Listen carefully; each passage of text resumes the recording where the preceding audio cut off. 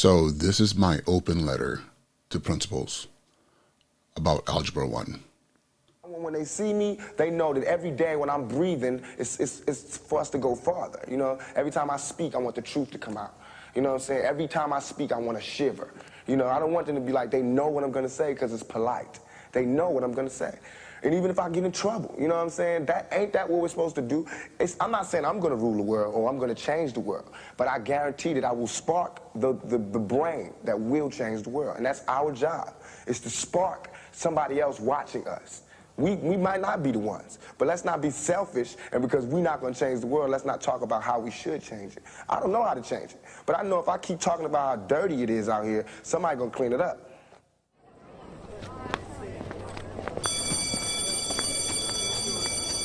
And now he's been promoted. His job, principal. Good morning, everyone. This is Uche Njoku. Welcome to the Sneak Principal Podcast. It is about 5:30 in the morning,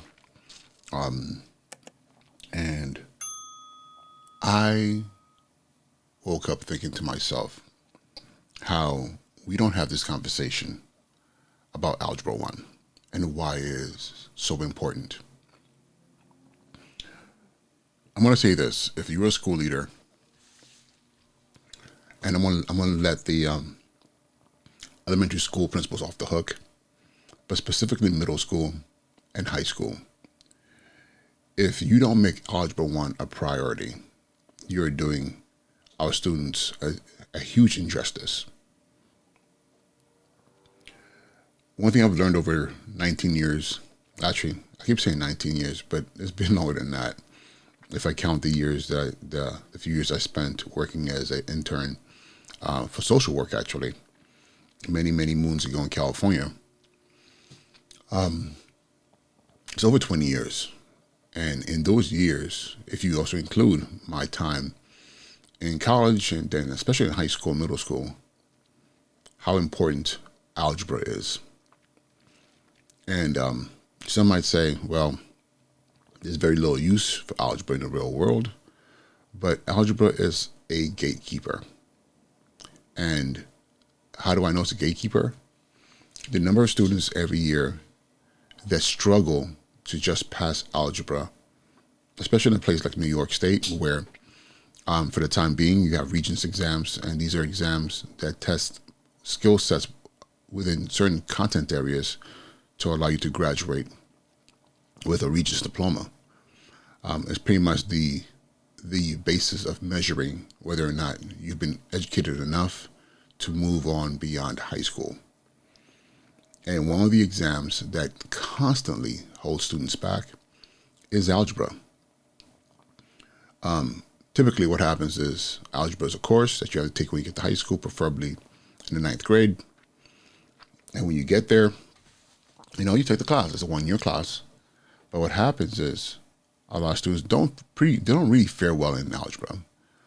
Then to make things worse, to take the Regents exam or whatever examination in your locality to prove that they have, I don't even say mastered, because we use mastery in a very, very, very loose way.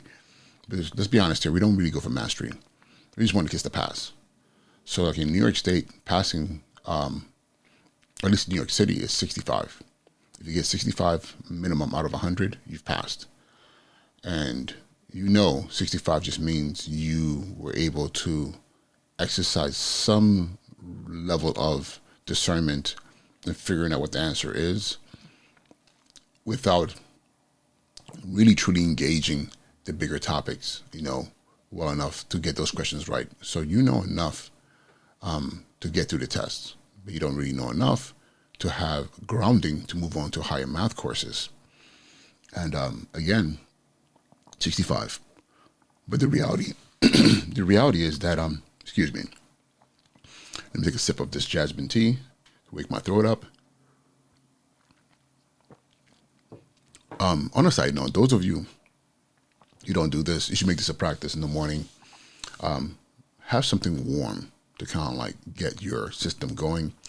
to get the body just energized. I like to do jasmine tea in the morning. Sometimes I might do turmeric ginger tea, but I still get my coffee on the way to work. But this is a way for me to just kind of like get my body going. So there's not paid sponsorship. It's just me talking about my daily health practices. So yeah, tea. So algebra becomes a bottleneck. A lot of kids get stuck. A lot of kids find themselves repeating the class or doing some kind of remediation because they didn't pass the class, or they passed the class but not high enough to or well enough to do well on the test, and they get stuck there. And this is where I hate math begins for a lot of kids. You know, I mean, they might not like it, but when you get to algebra, they get to that place of I hate math. I hate algebra. And a lot of schools, you know, like in New York, I think you have to take geometry. And after geometry, you could be done with math. But the problem again is you're limiting access. Because again, it can be argued that you don't really need math if you're moving towards certain fields, or at least you don't need algebra. You need, I mean, of course, you need basic math. If you can't count change or make basic calculations, that is a problem, a big problem. But the argument is like, you know, let's just get to algebra so you can graduate. But I say this: math is a gatekeeper. Algebra is a gatekeeper, because without algebra, your chances of really navigating, you know, career pathways and being future ready is very limited. And what I mean by career pathways, there are many careers that require advanced certifications. And these are advanced certifications, whether it's a certification or actual college degree or whatever it may be. You're going to find math somewhere there, especially at prestigious institutions. I'm not talking about degree mills, but there are schools out there that will give you a degree just for sneezing, you know, in cadence, and obviously you have a bachelor's degree in, you know, in, I don't know, in thermodynamics of sneezing. I don't know, but if we're talking about places where you will be trained and prepared to go into legitimate fields, a lot of these places want to see your overall transcripts. They want to see how you performed in the core content areas, because once you get into their institution, you're going to be challenged. But not only that, you're competing with other candidates for a fixed number of seats. So if math is not there, you're literally being blocked out. So let me talk specifically about my experience. As a high school principal, I knew without a doubt Algebra 1 was a problem. It was a problem when I was in school. It was a problem when I was a dean and assistant principal in high schools.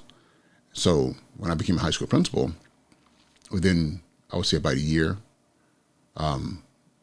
we drafted and created a plan to no longer allow students to just come in and kind of, you know, flounder in the abyss of failing Algebra 1. We instituted for those kids who came in, and we pre-tested them, and we saw, whoa, that they were not going to trend very well towards passing algebra and the state regents in algebra. So what we did was, you came in and you did a 2-year sequence of algebra. So the first year was pretty much pre-algebra, all the basic skills that you need to have to be able to be successful in Algebra 1. There were kids who came in, and thankfully their principals, their schools had a very similar philosophy on the importance of being high school ready by having a strong foundation in algebra. And so when these kids in the 8th grade took algebra, and they took it in middle school, whether it was a 7th or 8th grade sequence or it was just 8th grade, they took it, they passed the regents, and when they came to me, I didn't have to assess, because I never went just on what your score was. I now have to do my baseline assessment and see, where are you? Are you someone who's approaching mastery, or just passed, and that was it? If you were at mastery, then you went straight to geometry. You came into ninth grade and you went straight to geometry. We were not playing games. You already passed the class and everything else, straight to geometry. Those who were approaching mastery, who really needed some grounding, they would come in and they would sit in a course. Maybe we would call it something like advanced algebra, so we can really make sure we grounded them even further, so they would be able to go to geometry and beyond. And those who came in and they were just like, they had nothing, and we knew they need a lot of remediation. And I don't believe in remediation. I really believe in acceleration. So those who needed to be accelerated to where they need to be, we put them into a 2-year sequence, and that was algebra. It was pre-algebra and algebra 1. And it was literally one course, but just spread over 2 years, making sure we were giving them foundations and we were pushing them to be ready to be successful. And they would go straight into, so if they did a 2-year sequence, that'll be ninth grade pre-algebra, 10th grade they do algebra 1, then 11th grade they'll do geometry. In some cases, because of the way geometry really functions, there was kids a lot of kids, we were able to give them their sophomore year algebra 1 and geometry at the same time. But they had such a strong grounding in that pre-algebra class, ninth grade year. They did stellar, and they were able to actually have algebra 1 and geometry at the same time. And it's not always advised, but you have to make sure you have strong teachers who are working together, who can kind of like fill in the gaps for each other. But we did that. And why did we have such a strong emphasis on algebra? Because I wanted every kid, by the time they graduated, to at least barest minimum, sat in algebra 2. So if you came in like just with nothing, pre-algebra, 9th grade, algebra 1, 10th grade, geometry, 11th grade, or if you were just that kid and we knew we can get you there, you would couple algebra 1 and geometry at the same time.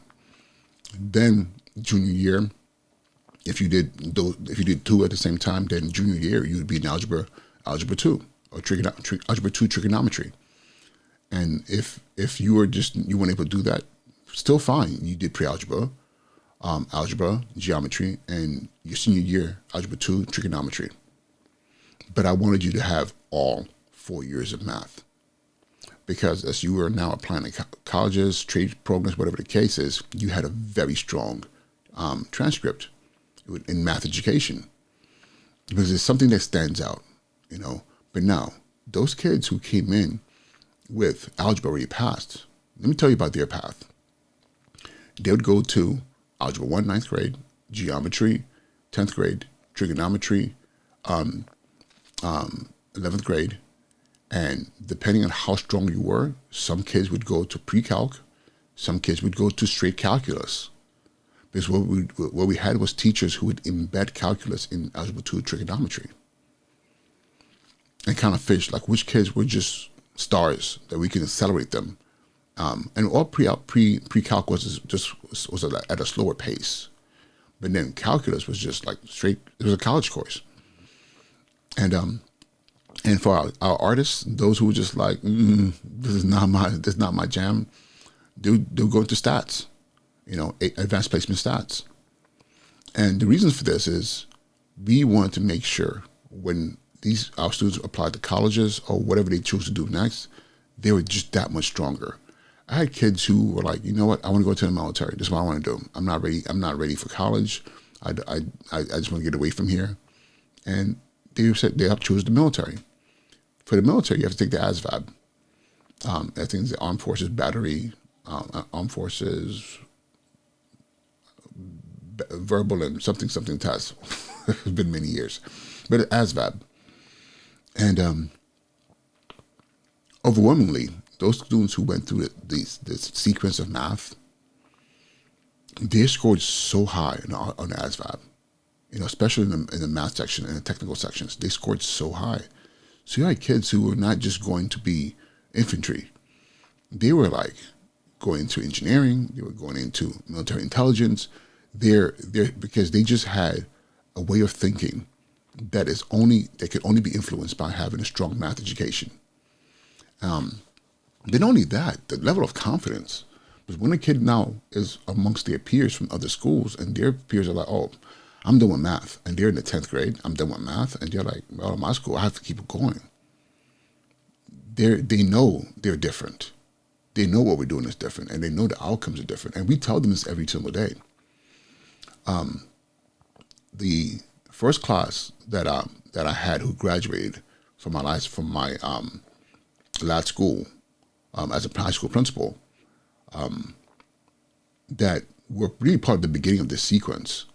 When I said all of them were sitting in math senior year, and some were sitting in Algebra 1, Algebra 2 in trigonometry, some were sitting in AP Stats, some were sitting in pre-calc, and a lot of them were sitting in both, either pre-calc and stats or some kind of combination.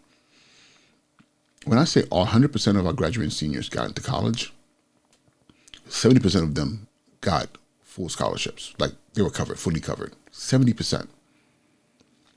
And the one common denominator across all of them was their math education. Because I know for a fact when you apply to college and they see your transcript and they see all that math, they're like, whoa. Even if you're just, I don't want you having a C's in math, but even if you have C's or B minuses, the fact that you kind of pushed along through math means there's a certain level of commitment and perseverance and grit. Because we all know most people, they run away from math. But the fact that students made it all the way through says something about them, regardless of what they decide to do, to major in or career-wise. And of those students who, the 100% got into college, again, none of them went to college. Some of them said, you know what, I'm going to go into the workforce right now. It's what I need right now. Some opted to go to the military. Some opted to go to a trade school. And that was perfectly fine. Because the one thing that I know is that we gave them something that can never be taken away. And that is self-determination grounded in the fact that they knew they could do more because they did more than others. And that is something that's very, very important. So this is something that I'm going to challenge you as a high school principal to really think about. If your school does not have a expectation that all your students are going to do 4 years of math, start thinking about that. Don't be just a diploma mill pushing kids out. Put them in a space when they first come, they understand this is the sequence. This is the articulation from the moment you walk into this high school until you graduate.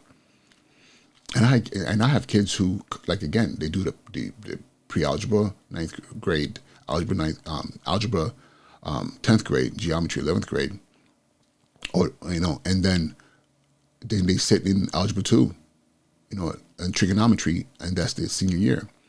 And whenever possible, we add computer science in there, or we might add stats in there, because we know that is the common denominator in determining whether or not a student is going to be seen for their ability.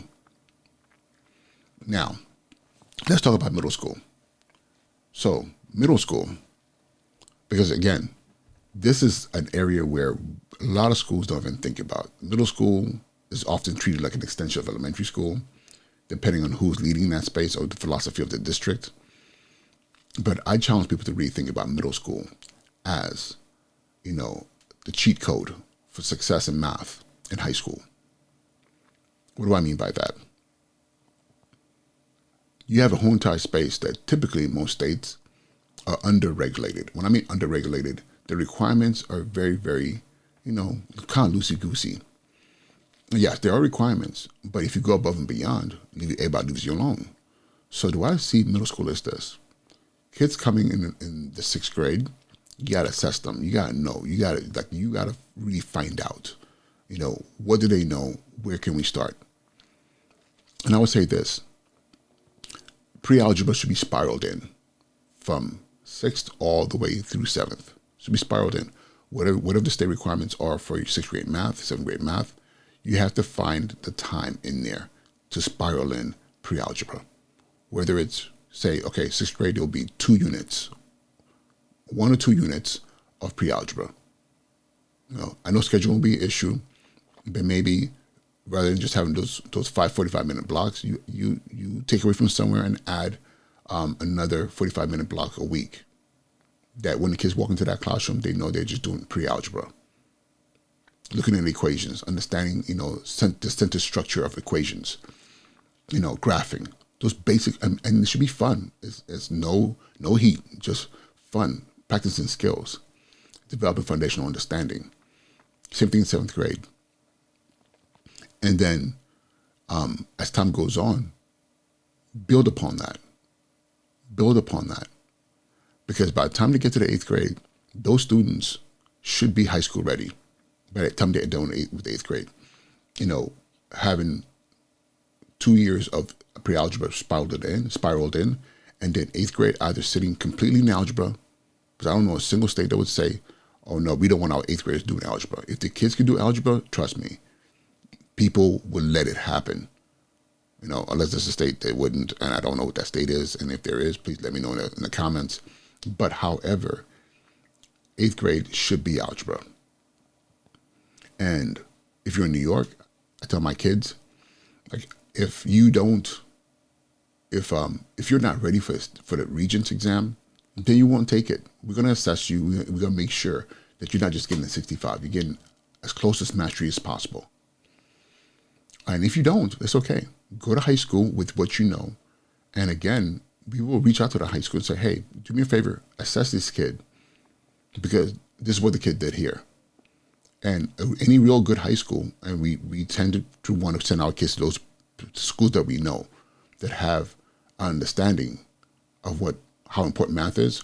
We'll assess that kid and say, hey, wow, you're either at approaching mastery, or you're at mastery. If you're at mastery, maybe what we need to do is maybe provide you with some kind of Regents prep, Saturday or after school, morning or period of day, just to get you ready for the test, because you already know the content. Or if you've passed it, okay, let's just put you in geometry. That's what we need to do. At the end of the day, I'm saying all to say, if we want our kids to have access to spaces that we know are super competitive, let's give them the competitive edge. Because by not doing so, now think about all the things that can go wrong. If they're not competitive, if they're not in those spaces to be able to compete and actually show out what they know and prove that they deserve to be in college spaces, in those right jobs, in those right fields, then the options become minimal. People always say, I've heard this, that prisons are built based on 3rd grade reading scores. And that might be the case.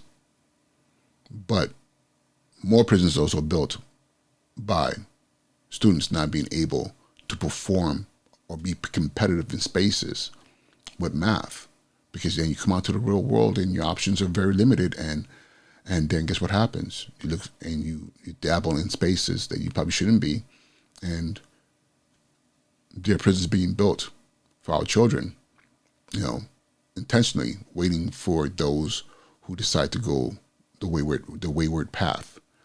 So again, I'm going to challenge you, principals, educators, superintendents, wherever you are. What is your math plan? Not just only to close the achievement gap, even though that must be done. What is your math plan to ensure that your students are ready to go into the world and not just survive, but conquer? All right, guys. Uche Njoku, Sneaker Principal. Thank you for your time. Have an amazing, amazing day. I'll talk to y'all later. Peace.